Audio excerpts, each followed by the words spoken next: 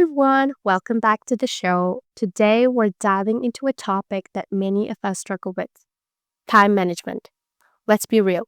Prioritizing tasks effectively can feel like trying to untangle a bunch of earbuds after they've been sitting in your pocket. You know there's a way to make it work, but it often feels like a giant knot of confusion. Picture this: it's Sunday night and you have a project due tomorrow. Sit down to work, but instead you find yourself scrolling through social media, watching cat videos, and suddenly it's midnight. Sound familiar? Procrastination has a sneaky way of creeping in and stealing our time like a thief in the night. We all know that feeling of putting things off until the last minute. And it's a habit that can lead to stress and burnout. So, how do we tackle this time management beast? First off, let's acknowledge that we are all human. We have our moments of weakness, and that's okay. The key is to find strategies that work for us and stick to them like glue. Let's talk about prioritization. Think of it like sorting laundry. You wouldn't throw all your clothes in one big pile and hope for the best, right? You separate the whites from the colors and you tackle each load one at a time. The same goes for tasks.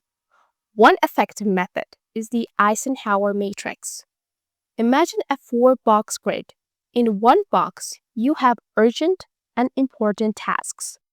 These are your top priorities. In another box, you have important but not urgent tasks, which are essential for long-term goals but can wait a bit. Then you have urgent but not important tasks. These can often be delegated. Finally, there's the box for neither urgent nor important tasks. Those are your time wasters. By categorizing your tasks, you can focus on what truly matters and avoid getting sidetracked.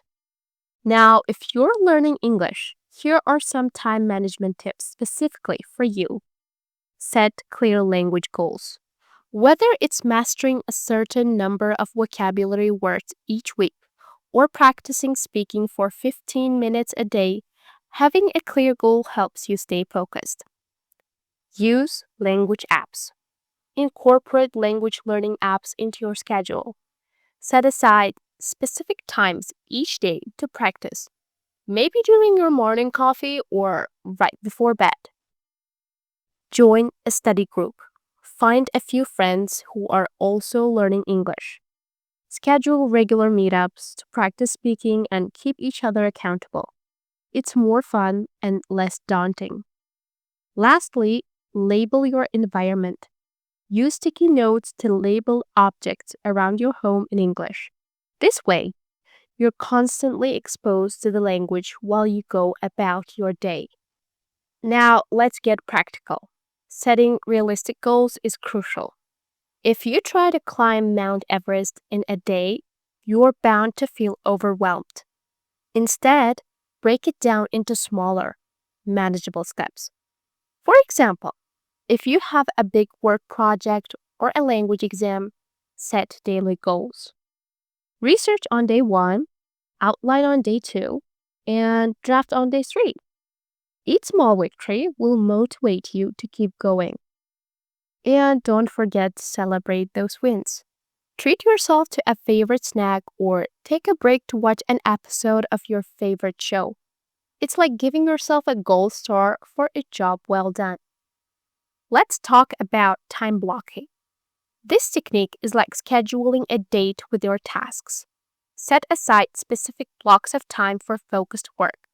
For instance, you might dedicate 2 hours in the morning to deep work without distractions. During this time, turn off your notifications and let everyone know you're in the zone. It's amazing in what you can accomplish when you give tasks your undivided attention. Imagine you're a chef in a kitchen.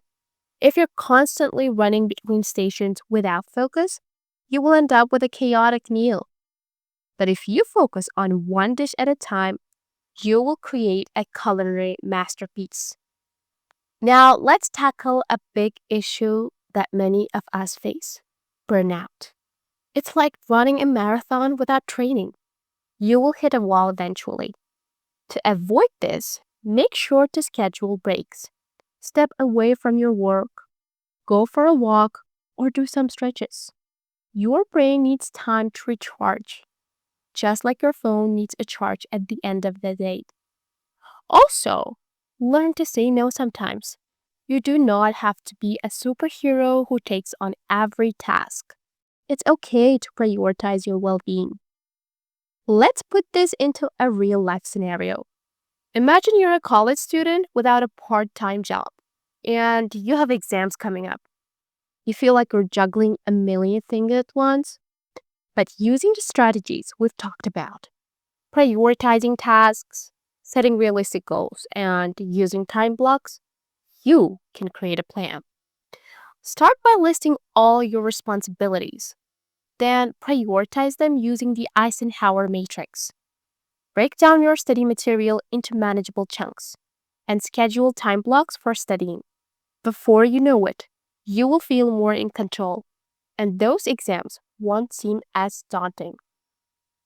Now it's time to move to our vocabulary section. Our first word is procrastination. Procrastination. It's the act of delaying or postponing tasks. For example, procrastination often leads to last-minute stress. Prioritization. Prioritization. The process of deciding the order of importance of tasks. For example, effective prioritization helps you focus on what matters most. Our next word is Eisenhower matrix. Eisenhower matrix. It's a tool for organizing tasks into 4 categories based on urgency and importance. For example, the Eisenhower matrix can help you visualize your workload. Our next word is realistic. Realistic. It means acknowledging what can be achieved within a certain time frame. For example, setting realistic goals makes it easier to stay motivated. Time blocking. Time blocking. It's a time management technique that involves scheduling specific blocks of time for tasks. For example, time blocking allows for focused work without distractions. Burnout. Burnout. It's physical or mental exhaustion due to prolonged stress. For example, taking breaks can help prevent burnout during busy periods. Our next word is undivided. Undivided. It means complete and total attention without distractions. For example, she gave her undivided attention to the presentation. And lastly, chaotic. Chaotic. It means in a state of complete disorder and confusion. For example, the chaotic environment made it hard to concentrate. So as we wrap up today's episode, remember that time management is a skill we can all improve. It's about finding what works for you and not being too hard on yourself when things don't go as planned. Embrace the journey, keep those tasks organized, and don't forget to take breaks. Thanks for tuning in today, and until next time.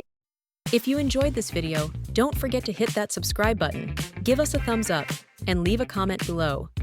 Your support helps us create more great content.